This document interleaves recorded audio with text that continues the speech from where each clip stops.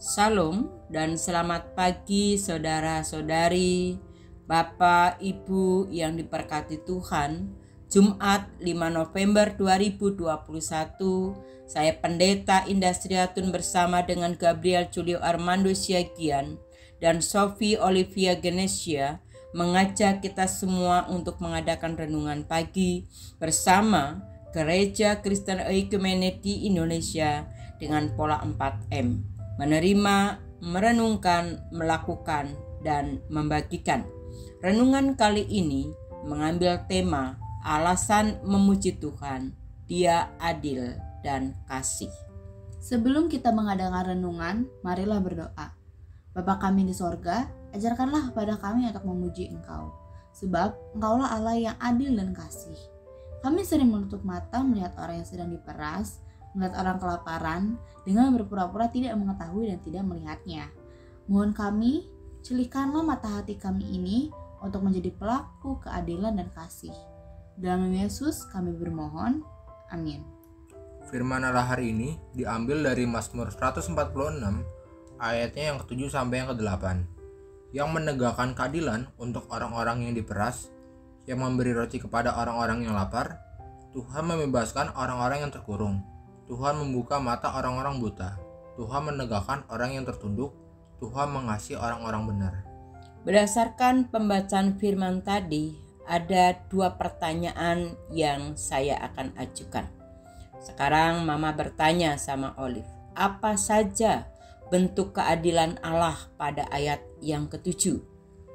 Bentuk keadilan yaitu menegakkan atau membela orang-orang yang diperas. Membela berarti memperhatikan dan membagi roti kepada orang-orang yang lapar. Ya, sekarang Mama juga akan bertanya kepada Abang Gabriel, apa saja bentuk kasih Allah pada ayat yang ke-8? Berdasarkan ayat yang ke-8, ditemukan ada 4 bentuk kasih, yaitu yang pertama, Tuhan membebaskan orang-orang yang terkurung. Kedua, Tuhan membuka mata orang-orang buta. Ketiga, Tuhan menegakkan orang yang tertunduk. Dan yang keempat, Tuhan mengasihi orang-orang benar. Luar biasa jawaban kalian. Alasan lainnya kita memuji dan memuliakan Tuhan adalah karena Allah itu adil dan kasih. Di mana letak keadilan dan kasih Allah pada ayat-ayat tersebut? Mari kita perhatikan. Yang pertama, Allah menegakkan keadilan bagi orang-orang yang diperas, berarti adalah yang mengalami penindasan. Yang kedua, Allah memberi roti. Roti adalah makanan pokok dan itu diberikan kepada semua orang. Namun di sini kita melihat bahwa Allah memberi roti kepada orang-orang yang lapar. Ketiga, Tuhan membebaskan orang-orang yang terkurung. Berarti ia adalah yang terbelenggu, yang mengalami penyiksaan, yang mengalami tekanan-tekanan dari manusia, di mana manusia semakin hari semakin individualistis. Yang keempat, Tuhan membuka mata orang-orang buta. Buta di sini bukan saja sebagai fisiknya yang memang buta, namun buta secara rohani, di mana Tuhan akan membuka mata hati kita sehingga kita melihat kebenaran dari Dia. Yang kelima, Tuhan menegakkan orang-orang yang tertunduk karena letih lesu, karena rendah diri, karena mengalami kesesakan yang mereka kita sebut tidak berpengharapan, mungkin lebih tepat. Disinilah Tuhan mau menegakkan ia supaya berpengharapan, dan pengharapan itu hanya dari Dia. Yang keenam, Tuhan mengasihi orang-orang yang benar. Itu orang-orang yang benar itu akan ada di dalam kasih, setia, dan keadilannya.